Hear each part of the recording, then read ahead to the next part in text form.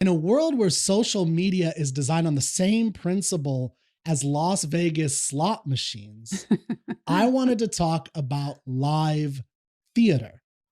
And in particular, in Austin, the Austin theater world, the value and Mhm. education purposes behind theater, and just all things theater. And, as a sanctuary, as a place for getting emotional connection with something happening right in front of you with real human beings, interpersonal connection, just all these things. So I brought on today, we have Cynthia Flores, the education coordinator for Austin Shakespeare, to talk Mhm. about their education programs, the value of theater, all these great things. I'm on the board of Austin Shakespeare. And to bring you in and to talk about this first, I wanted to mention the Timothy Chalamet interview, Okay. because a lot of people have been talking about it. He does not mention specifically theater, but he does mention, or excuse me, he mentions ballet and opera. He does not mention theater or Shakespeare or anything like that, but I think it's in the same vein of what he's talking about, which is he's in movies. He makes the reference of, he wants, if people want to go see Barbie, if they want to go see Oppenheimer, great. He doesn't want to be in the business of trying to convince people to go see this thing that, as he puts it, quote unquote, no one cares about. I don't want to speak for people that are here that are younger than me, where people are desiring things that are more patient and that pull you in. I just saw another article that says Gen Z is a bigger movie going audience than the millennial audience, you know? I feel like a fucking grandpa saying that. And, no, but point being, I think even like Frankenstein, which was like a hugely popular movie this year, I didn't think that pacing was extraordinarily fast or anything, but it pulled people in, you know? But it does take you having to wave a flag of, hey, this is a serious movie or something. And some people want to be entertained and quickly. I'm really right in the middle, Matthew, because I admire people, and I've done it myself, to go on a talk show and go, hey, we got to keep movie theaters alive. You know, we got to keep this genre alive. And another part of me feels like if people want to see it, like Barbie, like Oppenheimer, they're going to go see it and go out of their way to be loud and proud about it. And I don't want to be working in ballet or opera or, things where it's like, hey, keep this thing alive, even though no one cares about this anymore. All respect to the ballet and opera people out there. I just lost 14 cents in viewership. But, damn, I just took shots for no reason. That's not a shot. I hear what you're saying. Yeah. And of course, this lit up, a lot of people, but I just want to hear your thoughts on it. We could talk about that, and then we'll jump into your background and all the cool things that Austin Shakespeare is doing. Well, it's an interesting comment, isn't it? And I think in a way that he has put a fire under ballet and opera, and they are suddenly at the forefront of our thought processes in the social media and the rest of the world. Certainly my news feed is filled with new videos about the opera, what's Yeah. happening in London, what's happening in New York. And I get all kinds of videos about watch this girl do this jeté and watch this gentleman. How many pirouettes can he do? So I think that in a way he has sparked them a little bit and brought all of our attention to these great art forms, because I do think they're great art forms.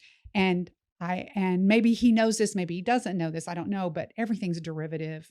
I'm sorry, film, television, it's all derivative from these art forms, right? Sure. Certainly ballet and opera have contributed to film and and television, and all those directors and actors draw on those, whether they even know it or not, whether they're even conscious of it. So I'm excited that he actually made the comment. Yeah. So what is it? There's no bad publicity. All publicity is good publicity. So I think he's brought a lot of publicity to those two art forms, and I'm excited for what that might do for them. Yeah, and it's interesting. One, I have to point out, I think he's like 25 or something like that. Right. So He's he is young. a kid. Yeah.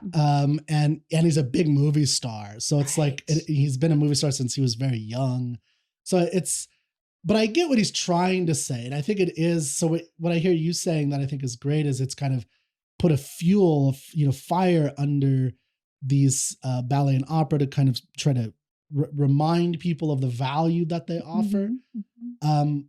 But to me, there's also this element that is interesting about, because movies do seem to be going in that direction to some degree. Like more people are watching television than going, especially in terms of movie theaters. Right. Like people are not going into movie theaters. I think that's the context of what he and Matthew McConaughey were talking about was like, what do we do with movie theaters? You know, what if they quote unquote go the way of ballet in a sense, I think is what they're thinking of. Oh, I think that's the context if I understand what he's saying. Okay. And he doesn't want to be in an industry where you have to fight to get people to attend if they want to go to. But I think the broader context is like, well, how do you create things that does attract people, right? That people want to see, that they're engaged with, and that more importantly brings an important value to them, right? That brings some kind of value to them. And I don't know what you think about that as an idea. Oh, I think it's very important. And we do have to think about it in our art forms. We do, the audience is vital. The communication that we're sending out, if we don't get a physical response from what we're putting out there, somehow our art form is being created in a vacuum.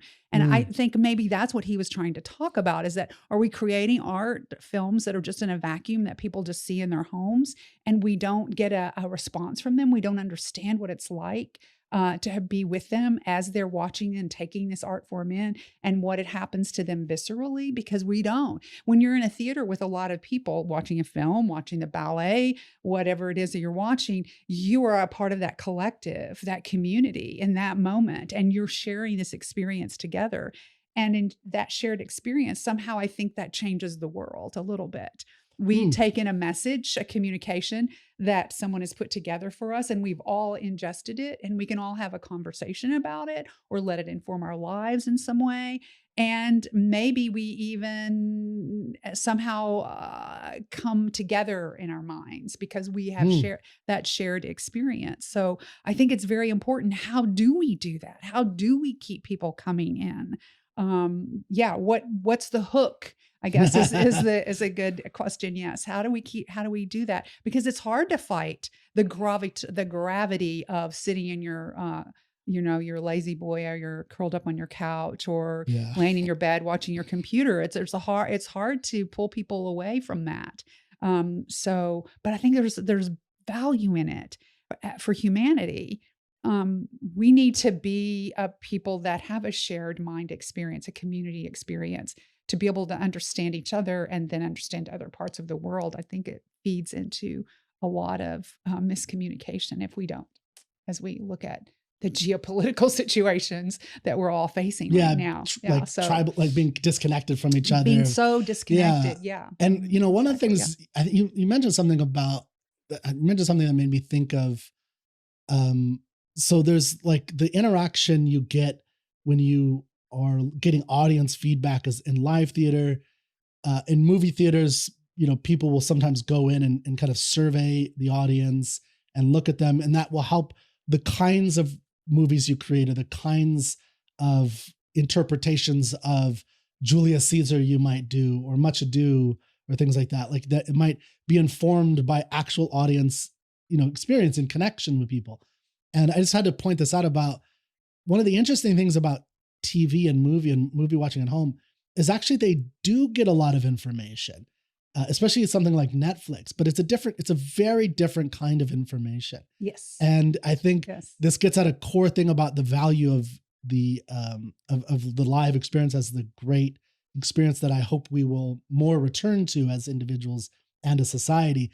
But what they get in like Netflix, like I saw an interview with Matt Damon and Ben Affleck where they were talking about their movie, The Rip, which they had on Netflix. Have you seen this interview? I've not seen the interview, but I've heard about this. Yeah, they were talking about how Netflix was giving them notes because Netflix has such precise data.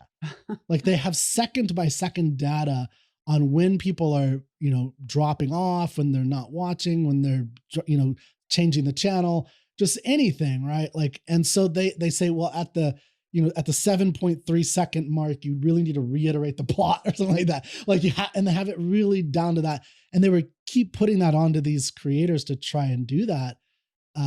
Which is nothing, I don't know that there's anything innately wrong with it, but it was because they were competing with phones in the house, right? That's the competition for Netflix. It's like when you're at Netflix, it's, if something gets boring for 2 seconds on a movie or something, you're like, your phone comes out, right? And you have to do that.